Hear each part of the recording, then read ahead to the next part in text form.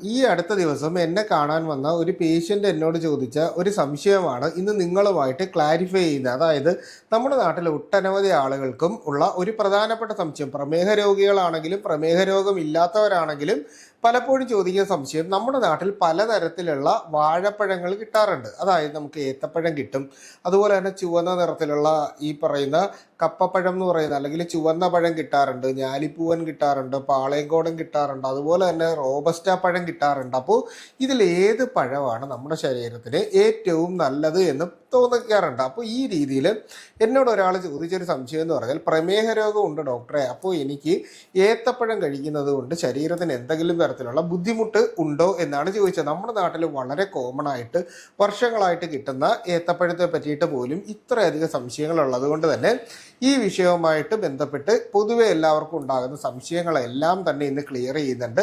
പതിവായിട്ട് നമുക്ക് എത്ര ഏത്തപ്പഴം വരെ കഴിക്കാം, ഏത് രീതിയിലാണ് നമ്മളിത് കഴിക്കേണ്ടത് മുതലായിട്ടുള്ള എല്ലാ കാര്യങ്ങളും ഇന്നത്തെ എപ്പിസോഡിൽ പറയുന്നുണ്ട്. നമ്മൾ സാധാരണ ഈ പറയുന്ന ഏത്തപ്പഴം നമ്മൾ കഴിക്കുകയാണ് എന്നുണ്ടെങ്കിൽ ചിലർ ചോദിക്കാറുണ്ട്, ഏത്തപ്പഴം കുറച്ച് കറുപ്പ് നിറം ഇതിൻ്റെ തൊലിക്ക് വന്നു കഴിഞ്ഞാൽ കഴിക്കാനായിട്ട് പറ്റുമോ എന്ന് ചോദിക്കാറുണ്ട്. അതിനുള്ള കാര്യവും പറയുന്നുണ്ട്. അപ്പോൾ ചിലർ നമ്മളൊന്ന് ചിന്തിച്ചു കഴിഞ്ഞാൽ, നമ്മൾ ഈ പറയുന്ന ഏത്തപ്പഴം നാട്ടിൽ സുലഭമായിട്ട് കിട്ടും. ഇതിൻ്റെ അകത്ത് നമുക്ക് വേണ്ട വൈറ്റമിൻ എ, അതുപോലെ തന്നെ വൈറ്റമിൻ ബി, വൈറ്റമിൻ സി, ഈ പറയുന്ന രീതിയിലുള്ള എല്ലാ വൈറ്റമിൻസും നമ്മുടെ ശരീരത്തിന് കിട്ടുന്നുണ്ട്. അതുപോലെ തന്നെ അത്യാവശ്യം കലോറിഫിക് വാല്യൂ ഉണ്ട്. എന്നാൽ അമിതമായിട്ട് മധുരം മറ്റ് പഴങ്ങളെ കമ്പയർ ചെയ്യുമ്പോൾ ഇതിൻ്റെ അകത്ത് ഇല്ല. ഗ്ലൈസീമിക് ഇൻഡെക്സ്, അതായത് നമ്മളൊരു ഏത്തപ്പഴം കഴിക്കുന്നതും അതുപോലെ തന്നെ നമ്മളൊരു പാളയന്തോടം പഴം കഴിക്കുന്നതും തമ്മിലുള്ള വ്യത്യാസം, അല്ലെങ്കിൽ ഒരു ഞാലിപ്പൂവനുമായിട്ട് കഴിച്ചാൽ ഇതിനുള്ള വ്യത്യാസം എന്ന് പറഞ്ഞാൽ, ഏത്തപ്പഴം ദഹിച്ച് നമ്മുടെ ശരീരത്തിൻ്റെ ഉള്ളിലേക്ക്, അതായത് രക്തത്തിലേക്ക് ഗ്ലൂക്കോസിൻ്റെ ലെവല് റിലീസ് ചെയ്യുന്ന ഗ്ലൈസീമിക് ഇൻഡെക്സ് വാല്യൂ മറ്റ് പഴങ്ങളെ കമ്പയർ ചെയ്യുമ്പോൾ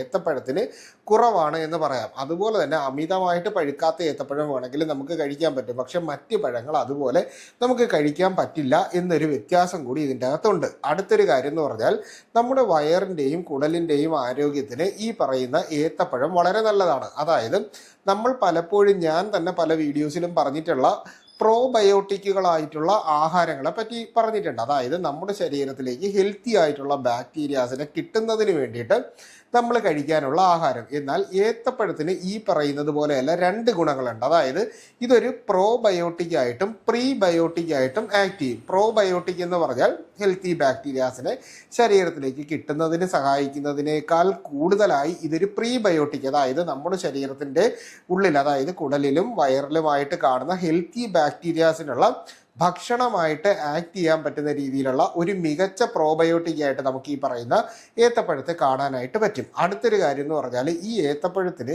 അത്യാവശ്യം നല്ല രീതിയിൽ ഫൈബർ കണ്ടന്റ് നമ്മുടെ ശരീരത്തിലേക്ക് സപ്ലൈ ചെയ്യാനായിട്ട് പറ്റും. അപ്പോൾ മലബന്ധം പോലുള്ള പ്രശ്നങ്ങൾ ഉള്ളവർക്കും, അസിഡിറ്റി ഉള്ളവർക്കും, പുളിച്ചുതകട്ടലുള്ളവർക്കും, ഗ്യാസിൻ്റെ പ്രശ്നമുള്ളവർക്കും ഏത്തപ്പഴം കഴിക്കാനായിട്ട് പറ്റും. പക്ഷേ ഇതിൻ്റെ അകത്ത് ശ്രദ്ധിക്കാനുള്ളൊരു കാര്യം, അമിതമായി ഫൈബർ നമ്മുടെ ശരീരത്തിൻ്റെ അകത്ത് കിട്ടിക്കഴിഞ്ഞാൽ നമുക്ക് ഈ പറയുന്ന രീതിയിൽ ഗ്യാസിൻ്റെ പ്രശ്നം ഉണ്ടാകാനുള്ള സാധ്യതയുണ്ട്. അതുകൊണ്ട് തന്നെ ഫൈബർ കണ്ടന്റ് ഉള്ളത് കൊണ്ട് നമുക്ക് ഏത്തപ്പഴം പതിവായിട്ട് നമുക്ക് ഒന്നോ രണ്ടോ എണ്ണം കഴിക്കുന്നുണ്ട് കുഴപ്പമില്ല. അമിതമായ അളവിൽ ഏത്തപ്പഴം പതിവായിട്ട് ഈ പറയുന്ന ഗ്യാസിൻ്റെ പ്രശ്നമുള്ളവർ കഴിക്കരുത്. എന്നാൽ മലബന്ധം പോലുള്ള പ്രശ്നമുള്ളവർക്ക് ഇത് കഴിക്കുന്നത് കൊണ്ട് യാതൊരുവിധ ബുദ്ധിമുട്ടും ഇല്ല. അതുപോലെ തന്നെ ഇതിൻ്റെ അകത്ത് വളരെ നല്ല രീതിയിൽ ആൻറ്റി ഓക്സിഡൻസ് ഉള്ളത് കൊണ്ട് തന്നെ സ്കിന്നിൻ്റെ ആരോഗ്യത്തിനും മുടിയുടെ ആരോഗ്യത്തിനും അതുപോലെ തന്നെ നമ്മുടെ ശരീരത്തിൻ്റെ അകത്തുള്ള പലതരത്തിലുള്ള ഇൻഫ്ലമേഷൻസിനെ കുറയ്ക്കുന്നതിനും ദഹന വ്യവസ്ഥയെ മെച്ചപ്പെടുത്തുന്നതിന് വേണ്ടിയിട്ടും ഇമ്മ്യൂണിറ്റി പവർ വർദ്ധിപ്പിക്കുന്നതിന് വേണ്ടിയിട്ടും ഏത്തപ്പഴം നല്ല രീതിയിൽ നമ്മളെ സഹായിക്കാറുണ്ട്.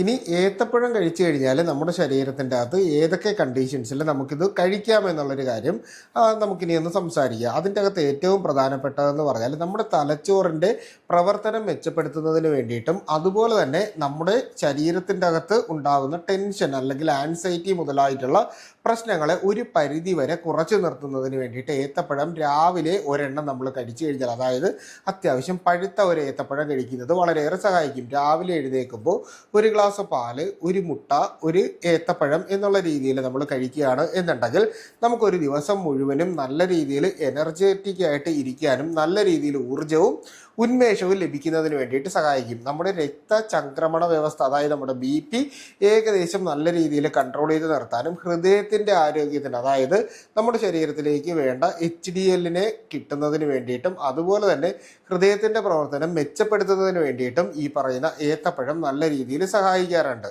ഇനി വണ്ണം കുറയ്ക്കാനായിട്ട് ആഗ്രഹിക്കുന്ന ആളുകൾക്ക് ഏത്തപ്പഴം വളരെ സേഫായിട്ട് കഴിക്കാം. അമിതമായിട്ട് പഴുക്കാത്ത ഏത്തപ്പഴം നമ്മൾ രാവിലെ പുഴുങ്ങി വേവിച്ച് കഴിക്കുകയാണ് എന്നുണ്ടെങ്കിൽ നമ്മുടെ ശരീരത്തിൽ ഗ്ലൈസീമിക് ഇൻഡെക്സ് കൂടാതെ കൊളസ്ട്രോളിൻ്റെ ലെവൽ, അതായത് ഫാറ്റ് ഇതിൻ്റെ അകത്ത് ഇല്ല എന്ന് തന്നെ പറയാം. അപ്പോൾ ആ രീതിയിൽ ഫാറ്റും ഇല്ലാത്തത് കൊണ്ട് നമുക്ക് വണ്ണം കൂടാതെ എന്നാൽ വിശപ്പിനെ കൺട്രോൾ ചെയ്യാനായിട്ട് പറ്റുന്ന രീതിയിൽ നമുക്കിത് കഴിക്കാനായിട്ട് സാധിക്കും. ഇനി നമുക്ക് എങ്ങനെയാണ് ഇത് പ്രോപ്പറായിട്ട് ഓരോ ഏജ് ഗ്രൂപ്പിലുള്ളവരും കഴിക്കേണ്ടത് എന്ന് നോക്കാം. സാധാരണ കുട്ടികളാണെന്നുണ്ടെങ്കിൽ, അതായത് നമ്മളിപ്പോൾ ഒരു 3 വയസ്സിന് താഴെയുള്ള കുട്ടികളാണെങ്കിൽ നമുക്ക് ഈ കുറുക്കുകൾ ഉണ്ടാക്കുന്ന സമയത്ത് നമുക്ക് അതിനോടൊപ്പം ഒരു ഏത്തപ്പഴം കൂടി അതിൻ്റെ അകത്ത് വേവിച്ചത് മിക്സ് ചെയ്തിട്ട് നമുക്ക് കുട്ടികൾക്ക് കൊടുക്കാനായിട്ട് പറ്റും. അതുപോലെ തന്നെ ഡയറക്റ്റായിട്ട് കുട്ടികൾക്ക് കഴിക്കാനായിട്ട് കൊടുക്കുന്നതിലും പ്രശ്നങ്ങളൊന്നുമില്ല. എന്നാൽ നമ്മളൊരു 5 വയസ്സിന് വരെ ഉള്ള കുട്ടികൾക്കാണെങ്കിൽ ഡയറക്റ്റായിട്ട് ഏത്തപ്പഴം ഏത് ഫോമിൽ വേണമെങ്കിലും നമുക്ക് കൊടുക്കാനായിട്ട് പറ്റും.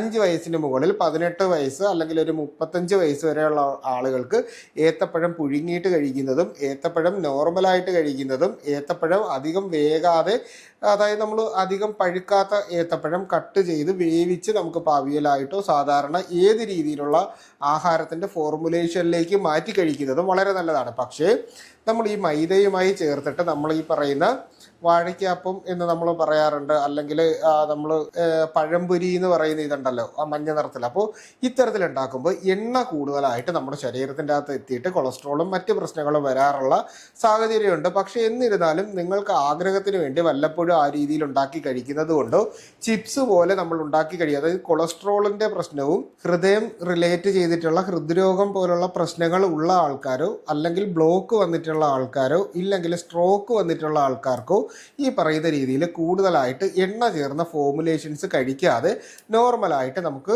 ഏത് ഫോമിൽ വേണമെങ്കിലും കഴിക്കാനായിട്ട് പറ്റും. ഇനി നമ്മൾ ഹൃദ്രോഗത്തിൻ്റെ കാര്യങ്ങൾ പറഞ്ഞു. എന്നാൽ ഒരു 60 വയസ്സിന് ശേഷം ഈ പറയുന്ന പ്രശ്നങ്ങളൊന്നുമില്ലാത്ത ആളുകളാണെങ്കിൽ നിങ്ങൾക്ക് ഏത്തപ്പഴം നിങ്ങൾക്ക് ഇഷ്ടമുള്ള ഏത് രീതിയിലും കഴിക്കാനായിട്ട് പറ്റും. എണ്ണ ചേർന്നിട്ടുള്ള ഫോർമുലേഷൻസ് പരമാവധി ഒഴിവാക്കുക, എന്നാലും നമ്മുടെ ആഗ്രഹത്തിനനുസരിച്ച് കഴിക്കാനായിട്ട് പറ്റുന്നതാണ്. ഇനി മറ്റൊരു സംശയം എന്ന് പറഞ്ഞാൽ ഏത്തപ്പഴത്തിൻ്റെ പുറമേയുള്ള തൊലി കുറച്ച് കറുത്ത് പോയി കഴിഞ്ഞാൽ ഇത് കഴിക്കാമോ എന്നുള്ളതാണ്. സത്യത്തിൽ ഏത്തപ്പഴത്തിൻ്റെ തൊലി എത്രത്തോളം പഴുക്കുന്നു അല്ലെങ്കിൽ ആ കറുക്കുന്നു അതിനനുസരിച്ച് ഏത്തപ്പഴത്തിൻ്റെ ഗുണം വർദ്ധിക്കുകയാണ് സാധാരണ ചെയ്യുന്നത്. അതുകൊണ്ട് തന്നെ പുറം തൊലി കറുത്തു പോയി എന്ന് പറഞ്ഞ് ഏത്തപ്പഴം കളയേണ്ട ആവശ്യമില്ല. പക്ഷേ പുറം തൊലിയിലോ അല്ലെങ്കിൽ നമ്മളതിൻ്റെ ഞെട്ട് ഒടിച്ചോ നോക്കുമ്പോൾ ഫംഗസ് പോലെ എന്തെങ്കിലും ഇതിൻ്റെ പുറമേ കാണുന്നുണ്ടെങ്കിൽ ഒരു കാരണവശാലും ആ ഏത്തപ്പഴം കഴിക്കരുത് എന്നൊരു കാര്യം കൂടിയുണ്ട്.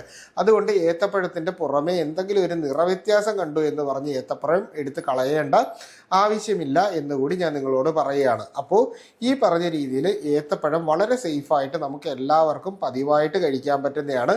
ഹെൽത്തി ആയിട്ടുള്ള ഒരാൾക്ക് 1 or 2 ഏത്തപ്പഴം പതിവായിട്ട് കഴിക്കുന്നത് കൊണ്ട് വേറെ യാതൊരുവിധ പ്രശ്നവുമില്ല. ഡയബറ്റീസ് ഉള്ള ആളുകൾക്കാണെങ്കിൽ ഏത്തപ്പഴം പുഴുങ്ങിയിട്ട് വേണം കഴിക്കാനുള്ളത് എന്നുകൂടി പറയുകയാണ്. അപ്പോൾ ഈ രീതിയിൽ നിങ്ങൾക്ക് ഇതിനെ പറ്റിയിട്ടുള്ള ഒട്ടനവധി സംശയങ്ങളും മാറിക്കാണും എന്ന് വിശ്വസിക്കുന്നു. അപ്പോൾ എന്തെങ്കിലും സംശയങ്ങളുണ്ടെങ്കിൽ കമൻ്റായിട്ടോ നമ്മുടെ വാട്സാപ്പിൻ്റെ നമ്പറിലോ ചോദിക്കുക. കൃത്യമായിട്ടുള്ള റിപ്ലൈ നിങ്ങൾക്ക് കിട്ടുന്നതായിരിക്കും. അപ്പോൾ ഇത്തരത്തിലുള്ള പുതിയ അറിവുകളായിട്ട് നമുക്ക് വീണ്ടും മറ്റൊരവസരത്തിൽ കണ്ടുമുട്ടാം. അതുവരെ എല്ലാവർക്കും ഗുഡ് ബൈ.